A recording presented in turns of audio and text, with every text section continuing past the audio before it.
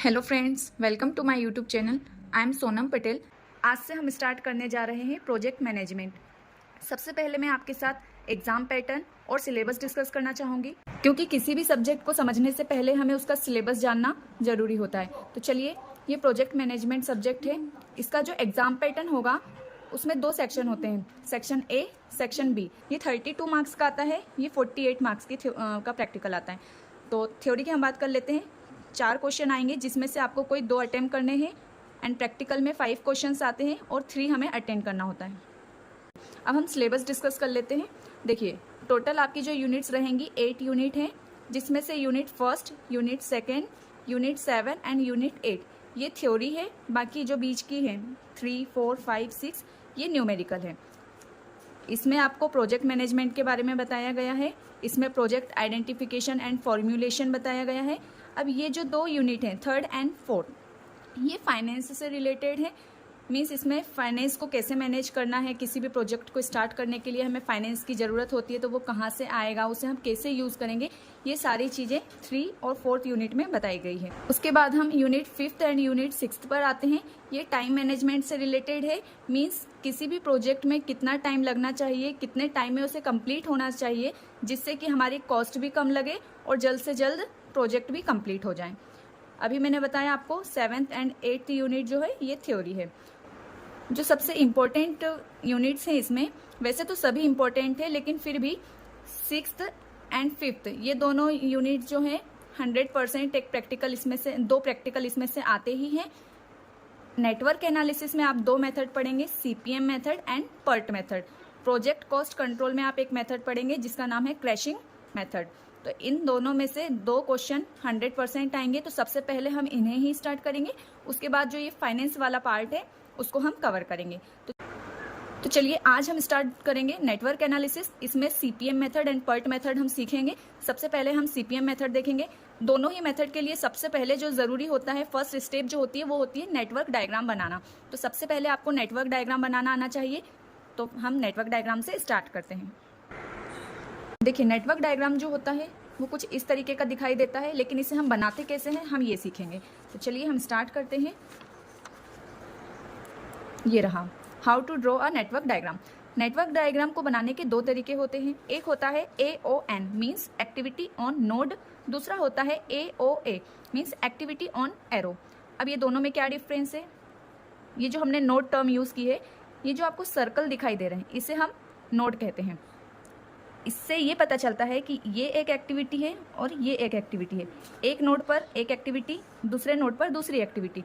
लेकिन activity on arrow जो होती है उसमें हम नोड में कुछ नहीं लिखते हैं, ये एरो पर एक्टिविटी लिखेंगे। जो ये ए एक्टिविटी है उसे हम नोड पर ना लिखकर एरो पर लिखेंगे। आई होप आपको क्लियर हुआ होगा कि नोड, एक्टिविटी ऑन नोड को हम नोड में लिखते हैं, एक्टिविटी ऑन एरो को हम एरो पर लिखते हैं।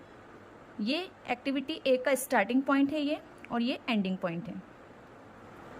तो अब हम दोनों को बनाना सीखते हैं।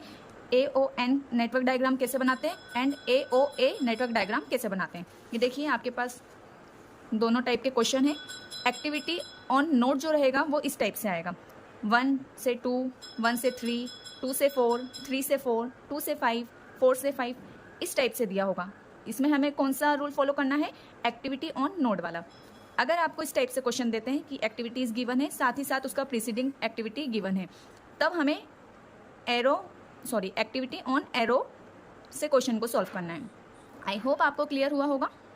एक ही एक टर्म हो और साथ ही साथ प्रीसीडिंग एक्टिविटी भी गिवन हो, तब आपको यूज़ करना है एक्टिविटी ऑन एरो मेथड। तो चलिए अब हम स्टार्ट करते हैं। देखिए, ये क्वेश्चन है। सबसे पहले हम कर रहे हैं एक्टिविटी ऑन नोड। अब इस क्वेश्चन में आपको इस पर ध्यान देना है। इवेंट क्या है? 1 से 2। तो सबसे पहले हम जो फर्स्ट एक्टिविटी है 1 से 2। अब मैंने इसको इस टाइप से इसलिए बनाया है क्योंकि आगे देखिए 1 से 3 एक्टिविटी भी है, मतलब 1 से ही एक 3 एक्टिविटी आ रही है।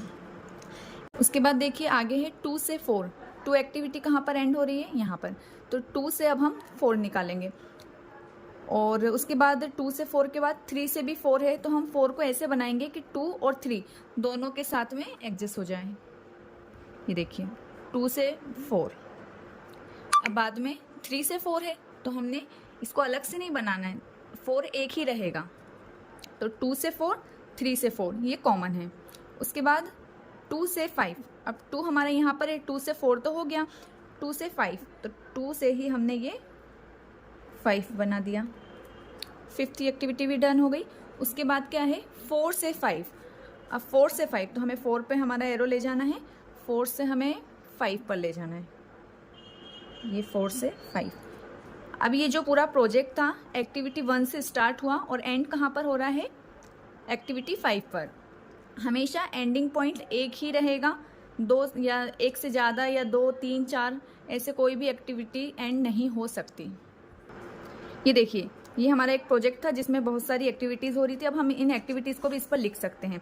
1 से 2 इवेंट पर ए एक्टिविटी थी, यहाँ पर गिवन है इसलिए लिख रहे हैं, बहुत से क्वेश्चन में ये गिवन नहीं होगा, तो आपको सिर्फ इतना ही बनाना है, ठीक है। अब ये 1 से 2 पर ए एक्टिविटी, तो हमने 1 से 2 पर ए एक्टिविटी लिख दी। 1 से 3 पर बी, 2 से 4 पर सी, तो 2 से 4 पर सी। 3 से 4 पर डी, 3 से 4 पर डी। उसके बाद 2 से 5 पर ई, 2 से 5 पर ई। 4 से 5 पर एफ, 4 से 5 पर एफ। तो इस प्रकार हमारा ये डायग्राम कंप्लीट होता है। डायग्राम बनाते टाइम आप 2 बातों का ध्यान रखिएगा। एक ये कि किसी किसी क्वेश्चन में आपको डमी एक्टिविटी भी ऐड करनी पड़ सकती है, वो कैसे ऐड करते हैं मैं आपको अभी CPM मेथड जब हम करेंगे तब आपको बताऊंगी। और दूसरी बात आपको ये ध्यान में रखना है कि जो एंडिंग पॉइंट होगा वो सिर्फ एक ही होना चाहिए, एक से ज़्यादा नहीं होना चाहिए। यदि है तो सबको लास्ट वाले में ही हमें मिलाना है, जैसा कि मैंने आपको लास्ट वीडियो में नेटवर्क एनालिसिस, नेटवर्क डायग्राम वाली वीडियो में बताया था। अगर आपने वो वीडियो नहीं देखी है तो आप उसे देख लीजिएगा। उसके बाद अब हम ये वाला क्वेश्चन सॉल्व करते हैं। ये एक्टिविटी ऑन एरो है। हमें कैसे पता चला ये एक्टिविटी ऑन एरो है, क्योंकि इसमें एक्टिविटी जो है इस फॉर्म में दे के रखी है, साथ ही साथ प्रीसीडिंग एक्टिविटी भी दे के रखी है। प्रीसीडिंग एक्टिविटी का मतलब होता है कि जब तक ये एक्टिविटी कंप्लीट नहीं हो जाती हम नेक्स्ट एक्टिविटी को स्टार्ट नहीं कर सकते। अब देखिए इसमें पहले हम समझ लेते हैं, ए एक्टिविटी स्टार्ट हो सकती है, उसके पहले किसी एक्टिविटी का कंप्लीट होना ज़रूरी नहीं है, क्योंकि यहाँ पे डैश दे के रखा है। बी एक्टिविटी भी ऑटोमेटिक स्टार्ट हो जाएगी, किसी को पहले कंप्लीट होना ज़रूरी नहीं है। लेकिन सी एक्टिविटी को हम स्टार्ट नहीं कर सकते जब तक कि बी एक्टिविटी कंप्लीट ना हो जाए। इसके कंप्लीट होने के बाद ही सी एक्टिविटी स्टार्ट होगी। साथ ही साथ बी एक्टिविटी कंप्लीट होने के बाद डी भी स्टार्ट होगी। ए एक्टिविटी जब कंप्लीट हो जाएगी तो ई एंड एफ दोनों स्टार्ट हो जाएंगे। एफ के कंप्लीट होने के बाद जी स्टार्ट होगा एंड सी ई जी, इन तीनों के कंप्लीट होने के बाद जब ये तीनों एक साथ कंप्लीट हो जाएंगी तब हम एच को स्टार्ट कर सकते हैं। और लास्ट जब एफ कंप्लीट होगा तब आई स्टार्ट होगा। तो चलिए हम इसे नेटवर्क डायग्राम में बनाकर देखते हैं कैसे बनाएंगे। ये देखिए ये एक स्टार्टिंग पॉइंट है जहाँ से activity a and activity b, ये दोनों एक्टिविटी स्टार्ट हो रही हैं। ये एक्टिविटी ए का स्टार्टिंग पॉइंट है, ये एंडिंग पॉइंट है। एक्टिविटी बी का ये स्टार्टिंग पॉइंट है, ये एंडिंग पॉइंट है। आप एक बात हमेशा याद रखिएगा कि दो एक्टिविटीज़ के स्टार्टिंग पॉइंट अगर सेम है तो उनके एंडिंग पॉइंट कभी भी वही नहीं हो सकता, मीन्स सेम नहीं हो सकते। एक ही नोड से ये दोनों स्टार्ट हो सकती हैं लेकिन एक ही नोड पर ये दोनों फिनिश नहीं हो सकती है। इसका एंडिंग पॉइंट अलग होगा, इसका एंडिंग पॉइंट अलग होगा। अब हम आगे चलते हैं। ये देखिए एक्टिविटी जो सी है वो कब स्टार्ट हो सकती है, जब एक्टिविटी बी खत्म होगी। एक्टिविटी बी यहाँ पर खत्म हो रही है तो हम यहाँ से एक्टिविटी सी को स्टार्ट करेंगे। ये हमने एक्टिविटी सी स्टार्ट की, एक्टिविटी सी। अब एक्टिविटी जो लास्ट वाली है बी जब खत्म हो रहा है तब हमारा डी स्टार्ट हो रहा है, तो हम ये बी यहाँ पर खत्म हो रहा था, हमने यहाँ से डी स्टार्ट कर दिया। उसके बाद जब ए फिनिश हो रहा है तब ई स्टार्ट हो रहा है और जब ए फिनिश हो रहा है तब एफ भी स्टार्ट हो रहा है। मीन्स ए के खत्म होने के बाद दो एक्टिविटीज स्टार्ट हो रही हैं, ई एंड एफ। ठीक है, हम बना देते हैं, लेकिन उससे पहले थोड़ा आगे देख लेते हैं। देखिए एफ जब फिनिश होगा तब जी स्टार्ट होगा और सी ई जी, एक पॉइंट पर जाकर हमें सी ई जी तीनों को मिलाना होगा, तब जाके हमारा एच स्टार्ट होगा। तो जब हमें ई स्टार्ट करना है ए के बाद तो क्यों ना हम यहाँ पर C, E और G तीनों को मिलाना ही है, तो हम यहीं पर इसको बना देते हैं E को। देखिए A के फिनिश होने के बाद E स्टार्ट हो रहा था, A यहाँ पर फिनिश हो रहा है, हमने E को स्टार्ट कर दिया। और यहाँ पर क्यों लाए हैं E को? क्योंकि आगे चलकर C और E को मिलाना है, तो हमने C और E को एक ही पॉइंट पर मिला दिया। अब A के फिनिश होने पर F भी स्टार्ट हो रहा था, हमने E के फिनिश होने पर F को स्टार्ट कर दिया। ये सभी आपको एरो पर लिखना है क्योंकि ये एक्टिविटी ऑन एरो है। उसके बाद F जब फिनिश हो रहा है तब G स्टार्ट हो रहा है और C, E, G इन तीनों को वापस मिलाना है। चलिए देखिए, F यहाँ पर फिनिश हो रहा है और आगे बोला है C, E, G को एक ही पॉइंट पर मिलाना है। C और E तो एक पॉइंट पर ऑलरेडी मिले हुए हैं, G को हमें मिलाना है, तो क्यों ना हम G को ऐसे ना बनाकर ऐसे बना दें ताकि कि ये तीनों एक्टिविटीज़ एक ही पॉइंट पर मिल जाएं। तो F जहाँ से स्टार्ट हो रहा है वहाँ से हमारा F जहाँ पर फिनिश हो रहा है वहाँ से हमारा G स्टार्ट हुआ और ये C, E, G ये तीनों हमने एक ही पॉइंट पर मिला दिए। अगर आपको ये समझ में नहीं आए तो पहले आप एक रफ डायग्राम बना लीजिएगा, उसके बाद आपको ये सब समझ में आ जाएगा कि क्या करना है। इसके बाद आगे चलते हैं। C, E, G जब एंड हुआ तब हमारा H स्टार्ट हो रहा है, तो C, E, G यहाँ पर एंड हो रहा है, तो यहाँ से हमने H स्टार्ट कर दिया। उसके बाद जब F फिनिश हो रहा है तब हमारा I स्टार्ट हो रहा है। F हमारा यहाँ पर फिनिश हो रहा है, अब यहीं से हमें I स्टार्ट करना है, तो हम I को क्या ऐसे स्टार्ट करेंगे? नहीं। क्यों? क्योंकि अगर हम यहाँ पे I को ऐसे स्टार्ट करेंगे तो एक ये पॉइंट, एक ये पॉइंट, एक ये पॉइंट, तीन एंडिंग पॉइंट हो जाएंगे। जबकि मैंने आपको बताया कि कभी भी कोई प्रोजेक्ट होता है उसकी जो एक्टिविटीज़ होती है वो हमेशा एक ही पॉइंट पर एंडिंग होती है उसकी, कभी भी तीन पॉइंट, दो पॉइंट पर एंडिंग नहीं होती। तो हम I को ऐसे ना बनाकर इस पॉइंट पर बनाएंगे, लेकिन अभी भी दो एंडिंग हो रही है, तो हमें क्या करना था कि जो D हमने ऐसे बनाया है इस D को ऐसे ना बनाकर डायरेक्ट ऐसे बनाना था ताकि ये तीनों एक ही एंडिंग पर होते। तो ये आप बना लीजिएगा, इसलिए मैंने कहा है कि पहले आप रफ डायग्राम बनाकर देखिएगा, उसके बाद आप फेयर बनाइएगा। अभी मैंने आपको समझाने के हिसाब से बना दिया है। और ये कभी भी कर्व मत बनाइएगा, हमेशा इसे स्ट्रेट ही बनाना है आपको, यहाँ से डायरेक्ट ऐसे। तो ये हमारा नेटवर्क डायग्राम कंप्लीट हो जाता है। ये जो नेटवर्क डायग्राम था ये एक्टिविटी ऑन एरो वाला नेटवर्क डायग्राम था, और जो पहले हमने देखा था वो एक्टिविटी ऑन नोड था। इसमें ये है कि हमें सारी एक्टिविटीज़ को एरो पर लिखना होता है और एक्टिविटी ऑन नोड में हमें नोड में लिखना होता है। तो आगे बढ़ते हैं हम। चलिए अब हम CPM का एक क्वेश्चन करके देखते हैं। ये क्रिटिकल पाथ मेथड होती है जो कि नेटवर्क एनालिसिस की बहुत ही इंपॉर्टेंट मेथड है। इस मेथड में हम एक्टिविटीज़ का टाइम मिनिमाइज करते हैं जिससे कि हमारा प्रोजेक्ट जल्द से जल्द कंप्लीट हो जाए, साथ ही साथ कॉस्ट भी कम आए। तो हम इसे करना स्टार्ट करते हैं। पहले हम क्वेश्चन में देख लेते हैं क्या क्या गिवन है और हमें क्या क्या सॉल्व करना है। ये एक्टिविटीज़ गिवन है, साथ ही साथ प्रीसीडेंस एक्टिविटी गिवन है। तो इससे हमें क्या पता चलता है कि हमें कौन सा नेटवर्क डायग्राम बनाना है? Activity on arrow. साथ ही साथ ड्यूरेशन गिवन है इन डेज। उसके बाद हमें क्या क्या फाइंड करने को कहा है? देखिए, कंस्ट्रक्ट द नेटवर्क, हमें नेटवर्क डायग्राम बनाना है।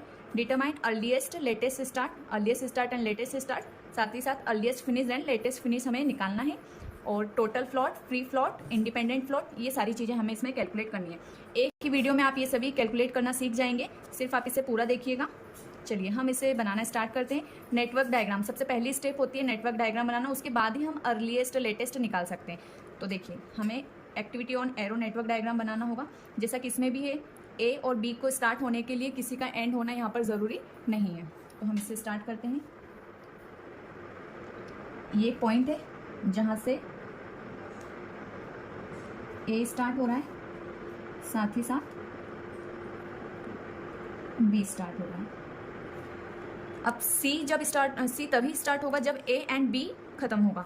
तो A और B को हमें एक ही पॉइंट पर यहाँ पर फिनिश करना है, बट ये एक ही पॉइंट पर फिनिश नहीं हो सकते क्योंकि मैंने आपको बताया दो एक्टिविटीज़ का स्टार्टिंग पॉइंट सेम हो सकता है, बट स्टार्टिंग और साथ ही साथ में एंडिंग पॉइंट भी सेम हो ऐसा नहीं हो सकता, वरना आपका नेटवर्क डायग्राम गलत हो जाएगा।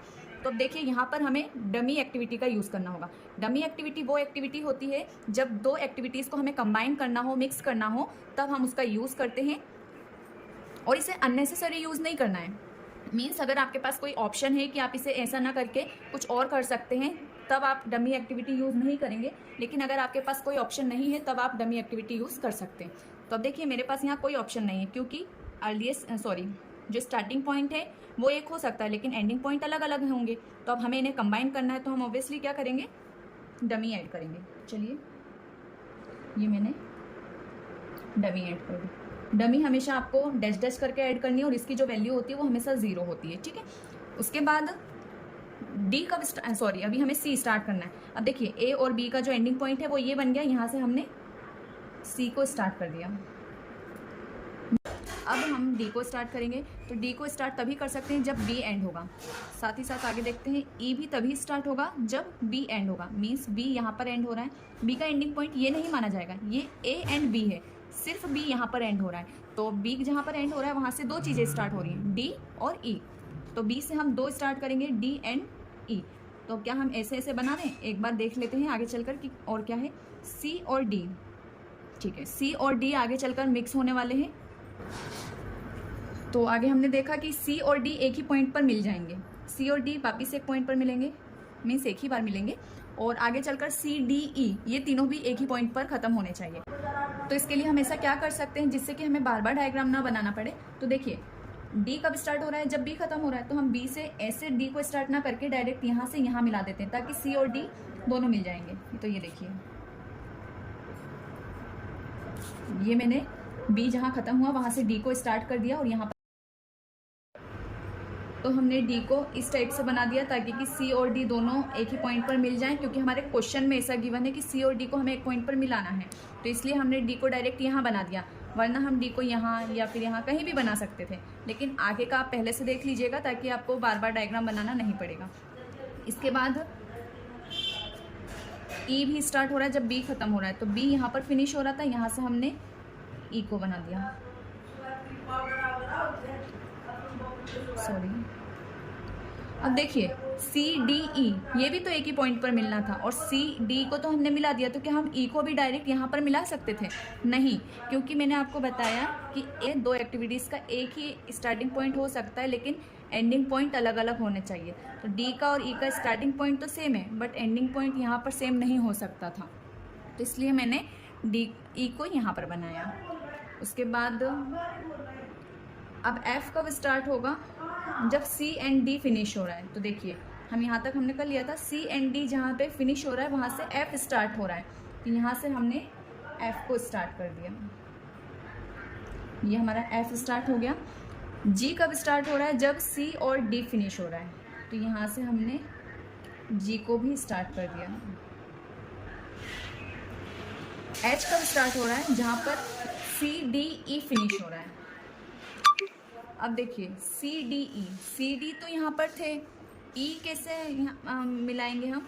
तो यहाँ पर हमें डमी का यूज़ करना होगा क्योंकि इसके अलावा हमारे पास कोई और ऑप्शन नहीं है। तो हम डमी का यूज़ करते हैं। डमी आपको डैश डैश करके देनी है, इसकी वैल्यू 0 होती है। और अब देखिए सी डी ई हमारा यहाँ पर फिनिश हुआ। देखिए सी डी तो यहाँ फिनिश हो गया था, हमने इसको डमी से ऐड कर दिया यहाँ पर, तो सी डी ई का पॉइंट बन गया। यहाँ से हम एच को स्टार्ट करेंगे, हमारे क्वेश्चन में गिवन है। तो एच को स्टार्ट करेंगे तो क्या हम डायरेक्ट ऐसे स्टार्ट कर दें? नहीं, क्योंकि यहाँ पर 3 एंडिंग पॉइंट हो जाएंगे। जबकि मैंने आपको बताया कि किसी भी प्रोजेक्ट में जो एक्टिविटीज़ होती है उनका एंड जो रहेगा, एंडिंग पॉइंट हमेशा एक ही होना चाहिए, वरना आपका नेटवर्क डायग्राम गलत हो जाएगा और नेटवर्क डायग्राम गलत हुआ तो आपका पूरा क्वेश्चन गलत हो जाएगा। तो अब हम एच को कैसे बनाएं? एच को हम एफ से तो मिला नहीं सकते क्योंकि यहाँ से देखिए क्रॉस कर जाएगा, क्रॉस नहीं करना चाहिए कभी भी एक्टिविटीज़। तो अब हम इसको सिर्फ इससे ही मिला सकते हैं, तो हमने इसको इससे मिला दिया, ये हमारा एच बन गया।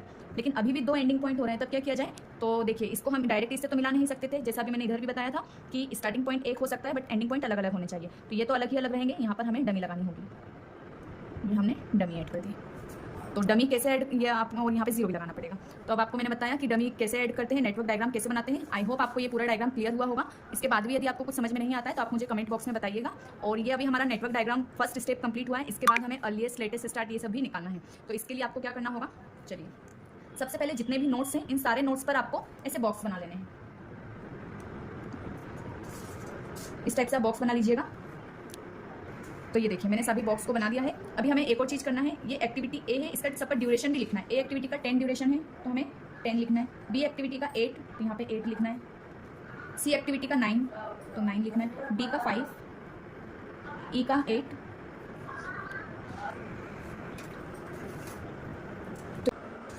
तो देखिए सबसे पहले हम अर्लीस्ट निकालेंगे। मैंने आपको बताया ये अर्लीस्ट, ये लेटेस्ट है। नीचे वाला बॉक्स अर्लीस्ट है, ऊपर वाला लेटेस्ट है। जब भी हम अर्लीस्ट निकालेंगे तो हम इस डायरेक्शन को फॉलो करेंगे, मीन्स यहाँ से हमें इस एक्टिविटी पर जाना है। जब हम लेटेस्ट निकालेंगे तब हम इस डायरेक्शन को फॉलो करेंगे, मीन्स यहाँ से हम स्टार्टिंग पर आए होगा तब हमें इस डायरेक्शन को फॉलो करना है। और एक बात आप ध्यान रखिएगा, जब हम अर्लीस्ट निकालेंगे तब हमें प्लस करते हुए चलना है। ये मैंने प्लस का साइन बना दिया है। और कभी अगर एक ही नोड पर 2 से ज़्यादा आउटपुट मिलते हैं तब हमें हमेशा मैक्सिमम वाले को लिखना है।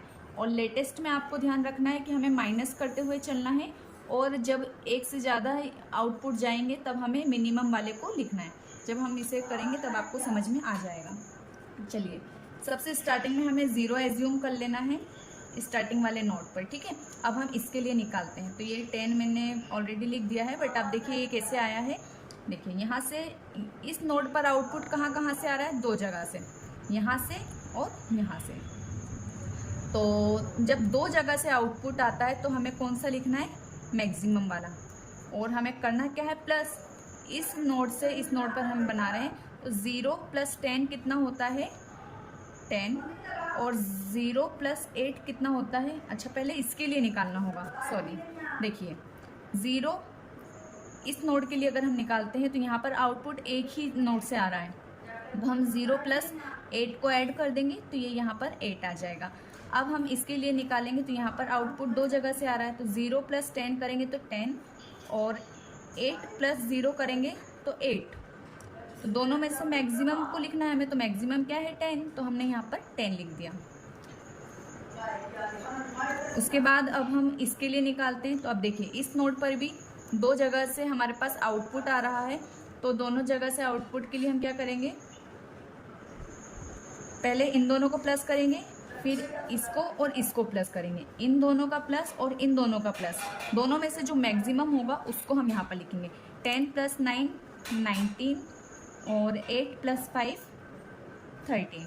दोनों में से जो मैक्सिमम है उसे हम यहाँ पर लिख देंगे। नीचे वाले बॉक्स में ही लिखना है क्योंकि हमने अर्लीस्ट जो है वो नीचे वाले को माना है।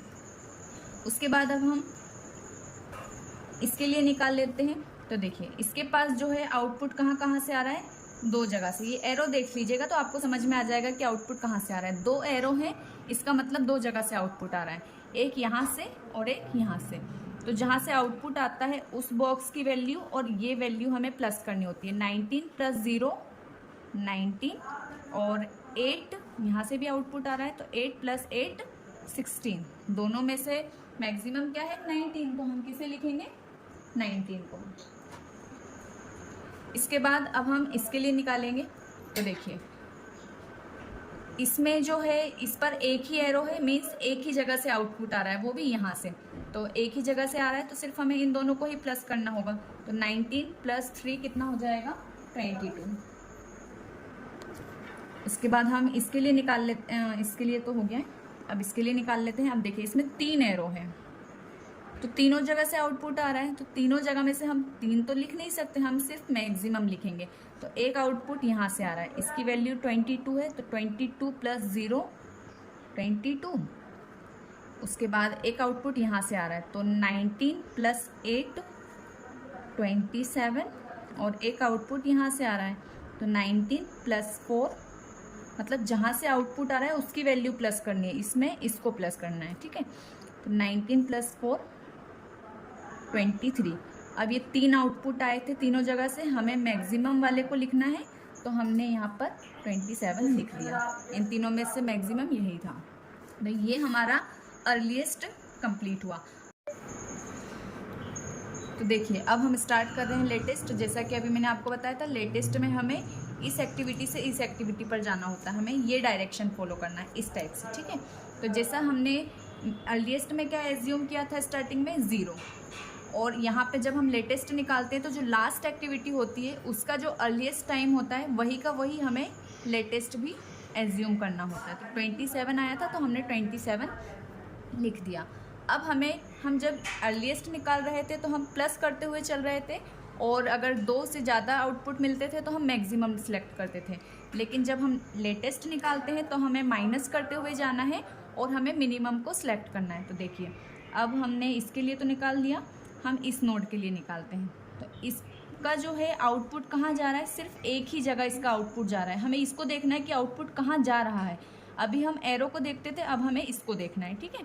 तो इसका आउटपुट सिर्फ एक ही जगह जा रहा है, तो जहाँ जा रहा है उसकी वैल्यू में से ये वैल्यू माइनस करना है। तो यहाँ 27 है, 27 माइनस 0 करेंगे तो जो आएगा उसे हमें यहाँ लिखना है 27। अब देखिए हम इसके लिए निकालते हैं, तो इस पे से भी सिर्फ एक ही जगह आउटपुट जा रहा है। इन दोनों को नहीं देखना है आपको। एरो आने वाला जो एरो है वो हम अर्लीस्ट में देखते हैं, जाने वाला एरो हमें लेटेस्ट में देखना है। तो सिर्फ कहाँ जा रहा है इसका आउटपुट, इस वाली एक्टिविटी पर। तो जिस पर जा रहा है हमें उसमें से इसको माइनस करना है।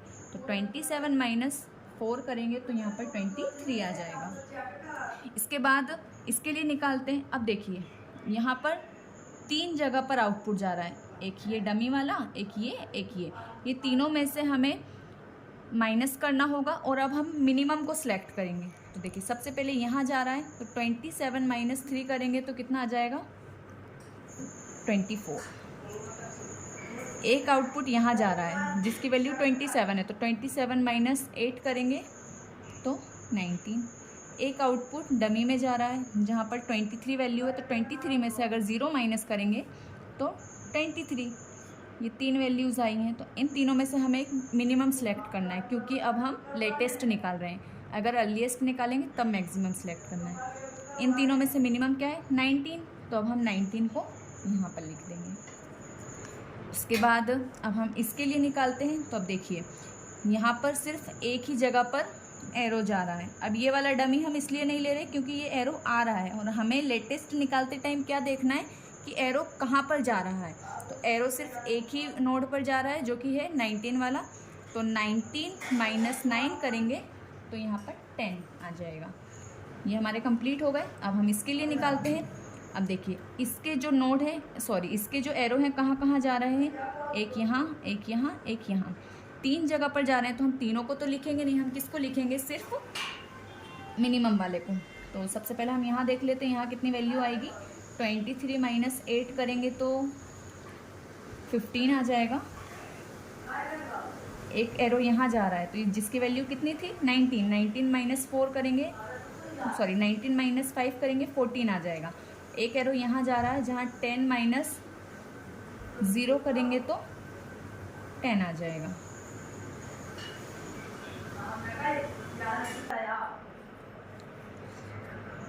सॉरी मैंने आपको एक चीज़ थोड़ी सी मिस्टेक हो गई। देखिए यहाँ पे जो ये डमी थी ये भी हमें नहीं देखनी थी, यहाँ की भी डमी हम नहीं देखेंगे, सिर्फ हम यहाँ की डमी देखेंगे, क्योंकि यहाँ पर हमारे पास कोई और ऑप्शन नहीं है।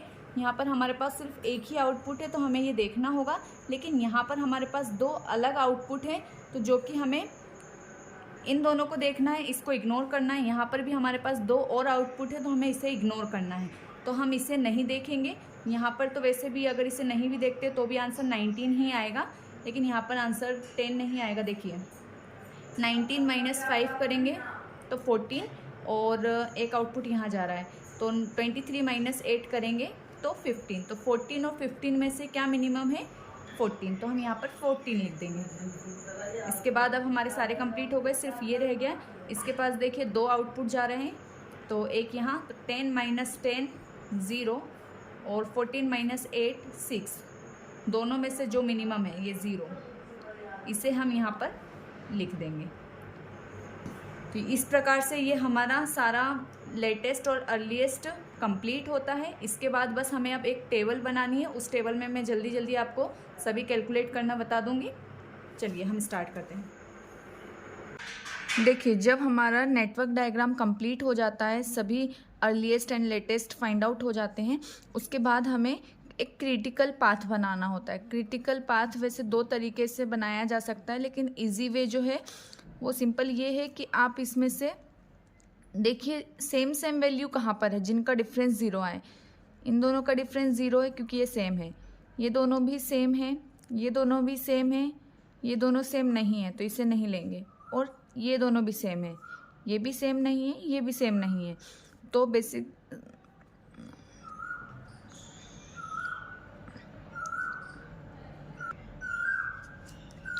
तो हम इन दोनों को नहीं लेंगे और इसको नहीं लेंगे। बाकी हमारा क्रिटिकल पाथ कैसे बनाएंगे देखिए। ये जहाँ से स्टार्ट हो रहा है ये दोनों सेम है, तो हम यहाँ से स्टार्ट करेंगे।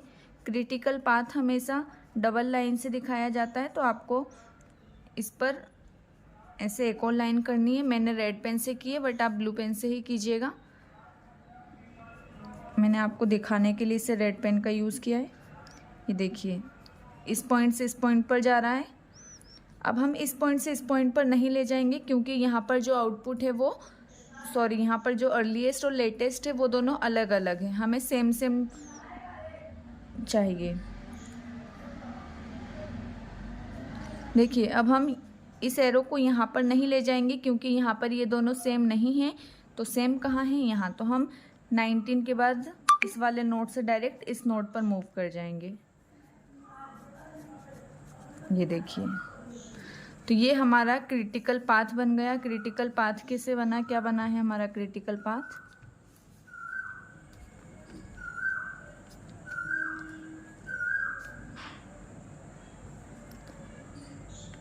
एक्टिविटी ए के बाद सी एंड जी, ये हमारा क्रिटिकल पाथ है।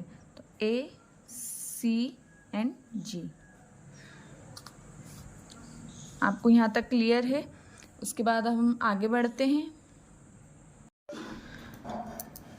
एक बात और ध्यान रखिएगा, जब ये डायग्राम में लास्ट में 0 0 आ जाते हैं तो इसका मतलब आपका डायग्राम बिल्कुल सही है। ये देखिए, ये हमारी टेबल है। सबसे पहले हमें एक्टिविटी और ड्यूरेशन को लिख लेना है। उसके बाद ES और LF को आपको नेटवर्क डायग्राम में से लिखना है। नेटवर्क डायग्राम में देखिए, एक्टिविटी ए जो है इसके 2 पॉइंट होते हैं, स्टार्ट पॉइंट, फिनिश पॉइंट।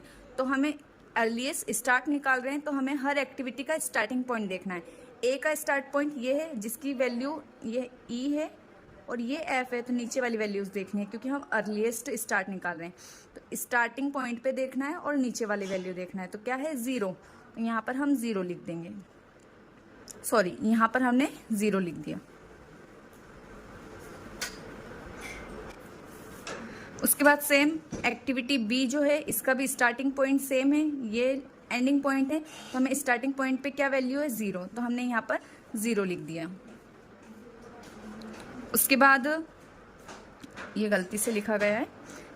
उसके बाद देखिए, सी एक्टिविटी जो है, सी एक्टिविटी का ये स्टार्टिंग पॉइंट कहलाएगा, ये एंडिंग पॉइंट कहलाएगा। तो स्टार्टिंग पॉइंट पर हमें देखना है कि वैल्यू क्या है? 10। तो ये हमने यहाँ पर 10 लिखा। डी एक्टिविटी का स्टार्टिंग पॉइंट ये है, उसकी वैल्यू 8 है, तो हमने 8 लिखा। ई एक्टिविटी का जो स्टार्टिंग पॉइंट है वो भी यही है, यहाँ पर 8 था, तो हमने 8 लिखा।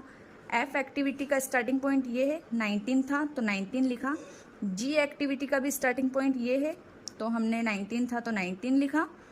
और एच एक्टिविटी का स्टार्टिंग पॉइंट ये है, तो हमने 19 था, तो यहाँ पर 19 लिख दिया। ऐसे ही हमें लेटेस्ट फिनिश में लिखना है। तो लेटेस्ट फिनिश में हमें फिनिश पॉइंट लिखना है। मीन्स अभी हम ए एक्टिविटी का स्टार्टिंग पॉइंट देख रहे थे, अब हम हर एक्टिविटी का फिनिश पॉइंट देखेंगे। तो देखिए, ए एक्टिविटी का फिनिश पॉइंट क्या है? 10। और अब हमें ऊपर वाला देखना है, क्योंकि अब हम अर्लीस्ट नहीं देख रहे हैं, अब हम लेटेस्ट देख रहे हैं। तो 10 है, तो यहाँ पर हमने 10 लिख दिया। उसके बाद बी एक्टिविटी का ये स्टार्ट था, ये एंडिंग था, तो क्या है? 14। यहाँ हमने 14 लिख दिया। सी के लिए यहाँ पर एंडिंग पॉइंट ये है, तो जिसकी वैल्यू 19 है, तो हमने यहाँ पर 19 लिख दी। डी के लिए भी यही एंडिंग पॉइंट है, 19 वैल्यू है, हमने 19 लिख दी। ई एक्टिविटी यहाँ पर है, ये स्टार्ट है, ये फिनिश है, तो हमें फिनिश पॉइंट देखना है। 23 इसकी वैल्यू है, तो 23। फिर एफ के लिए, एफ का एंडिंग पॉइंट ये है, इसकी वैल्यू 27 है, तो यहाँ पर हमने 27 लिख दिया। जी की जो वैल्यू है उसका एंडिंग पॉइंट ये है, यहाँ पर 27 है, हमने 27 लिखा। एच के लिए भी लास्ट पॉइंट यही है, तो हमें 27 यहाँ पर लिखना है। ये दोनों हमने नेटवर्क डायग्राम में से लिख लिए। अब ई एफ और एल एस के लिए आपको एक फॉर्मूला लगाना पड़ेगा। ई एफ निकालते टाइम देखिए, ये सारे फॉर्मूले हैं। जब ई एफ निकालना है तो हमें ड्यूरेशन और ई एस को प्लस करना है। तो ये हमारा ड्यूरेशन है प्लस ई एस, इन दोनों को प्लस करना है। ड्यूरेशन प्लस ई एस, तो 10 + 0 10, 8 + 0 8, 9 + 10 19, 5 प्लस 8 13, 8 प्लस 8 16, 22, 19 प्लस 8 27 और 19 प्लस 4 23। ठीक है, अब LS निकालने का भी फॉर्मूला है, ये आपको याद करना होगा, LF माइनस ड्यूरेशन। तो LF क्या है, LF हमने नेटवर्क डायग्राम में से निकाला था, तो LF माइनस ड्यूरेशन। तो इसमें से हमें इस ड्यूरेशन को माइनस करना है। 10 minus 10 0, 14 minus 8 6, 19 minus 9 10, 19 minus 5 14, 23 minus 8 15, 27 minus 3 24, 27 minus 19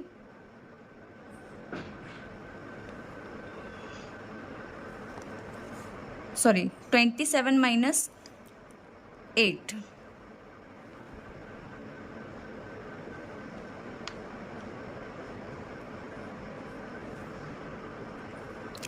27 minus 8 19, 27 minus 4 23। ये दोनों फॉर्मूला बेस्ड थे, हमने फॉर्मूला देखा। इसके लिए हमें ड्यूरेशन प्लस ES करना है और इसमें LF माइनस ड्यूरेशन करना है। अब हमारा टोटल फ्लॉट निकलेगा। टोटल फ्लॉट का भी फॉर्मूला है LS minus ES, latest start minus earliest start. ये जो अभी हमने निकाला, latest start minus earliest start, LS minus ES। तब देखिए 0 minus 0 0, 6 minus 0 6, 10 minus 10 0, 14 minus 8 6, 15 minus 8 7, 24 minus 19 5, 19 minus 19 0, 23 minus 19 4। अब स्लैक ऑफ हेड इवेंट कैसे निकालते हैं, तो ये हम देख लेते हैं। स्लैक ऑफ हेड इवेंट हम इसमें से निकालेंगे नेटवर्क डायग्राम से। देखिए ये हर वैल्यू मतलब जो 2 पॉइंट होते हैं, स्टार्टिंग पॉइंट और एंडिंग पॉइंट, तो इसमें से हम हेड आगे वाले को बोलते हैं, टेल पीछे वाले को बोलते हैं। ठीक है, तो जब हम स्लैक ऑफ हेड इवेंट निकालेंगे ए एक्टिविटी के लिए, तो ए एक्टिविटी का हेड ये कहलाएगा और टेल ये कहलाएगा। ठीक है, तो जब हम हेड निकालेंगे तो हमें इस बॉक्स का डिफरेंस देखना है। तो 10 माइनस 10 कितना होता है, 0।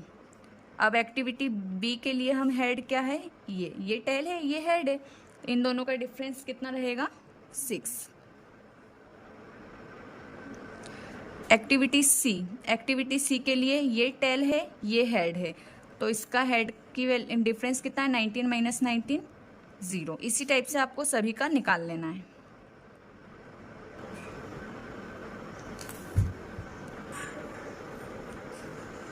तो ये देखिए ये सारे स्लैक ऑफ हेड इवेंट निकाल लिए हैं। अब स्लैक ऑफ टेल इवेंट निकालेंगे, तो सेम वही प्रोसीजर हमें फॉलो करना है। सिर्फ हमें क्या करना है, अभी हम हेड को देख रहे थे, अब हम टेल पर डिफरेंस देखेंगे। तो ए एक्टिविटी का टेल ये है, 0 माइनस 0 0। बी एक्टिविटी का टेल भी यही है, तो 0 माइनस 0 0। सी एक्टिविटी का टेल ये हेड है, ये टेल है, तो 10 माइनस 10 0। इसी टाइप से हमें फॉलो करना है। डी एक्टिविटी का टेल ये है, तो 14 माइनस 8 6। ई एक्टिविटी का हेड भी यही है, टेल भी यही है, तो हमें यहाँ लिखना है। एफ का टेल ये है, तो 0। जी का टेल यही है, 0। उसके बाद एच का टेल जो है वो ये है, तो यहाँ पर हमें 23 माइनस 19 4 आ जाएगा। तो ये हमने निकाल लिया। बस अब हमें सिर्फ फ्री फ्लॉट और इंडिपेंडेंट फ्लॉट को कैलकुलेट करना है। तो देखिए फ्री फ्लॉट के लिए फॉर्मूला है, फ्री फ्लॉट कैसे निकालेंगे, total float minus slack of head. Total float minus slack of head, इन दोनों को माइनस करना है। तो इसमें से इसको माइनस किया 0, 6 माइनस 6 0, 0 माइनस 0 6, 7 माइनस 4 3, 5 माइनस 5 0, 0 4। इसके बाद इंडिपेंडेंट फ्लोट हम निकालेंगे। तो इंडिपेंडेंट फ्लोट के लिए हमें क्या करना होता है, free float minus slack of tail. देखिए अभी जो हमने फ्री फ्लोट निकाला वो माइनस स्लैक ऑफ टेल, तो इसमें से इसको माइनस करना है। और अगर कोई वैल्यू नेगेटिव में आती है तो उसे हम 0 ही मानेंगे। 0 माइनस 0 0 0 0 0। अब 3 माइनस 6 जो है वो माइनस में आएगा, तो माइनस की जगह हम इसे 0 ही एज्यूम करेंगे। 0 0 0। तो ये था आपका आज CPM method, complete CPM method, जिसमें हमने free float, total float, independent float, network diagram सभी चीज़ें सीखी। आपने ध्यान से देखा होगा तो आपको ये ज़रूर समझ में आया होगा। तो ये हमारा सीपीएम मेथड का एक सम कंप्लीट होता है। इसमें आपको मैंने लगभग सभी चीज़ें सिखा दी हैं, free float, independent float, slack of head event, tail event, बस इतना ही पूछा जाता है। यदि आपने ये सीख लिया है तो इसका मतलब है आपको सीपीएम मेथड पूरी आ गई। अब हम पर्ट मेथड का एक क्वेश्चन करेंगे जो कि आपको नेक्स्ट वीडियो में मिलेगा। तो देखिए हमने सभी चीज़ों को यहाँ पर कवर किया। हमने नेटवर्क डायग्राम भी बनाया, latest earliest start and finish time भी निकाला, टोटल फ्लोट भी कैलकुलेट किया, free float and independent float भी हमने कैलकुलेट कर लिया। इस वीडियो में मैंने आपको सभी टाइप के क्वेश्चंस बता दिए। इस वीडियो में मैंने आपको सभी चीज़ें निकाल कर दिखा दी। अगर क्वेश्चन में ये चीज़ें पूछते हैं तभी आपको बनाना है, नहीं पूछते हैं तो सिर्फ आपको टोटल फ्लोट तक ही बनाना है। तो थैंक यू गाइज। अगर आपको मेरी ये वीडियो पसंद आई हो तो प्लीज़ लाइक एंड सब्सक्राइब कीजिएगा। Thank you so much.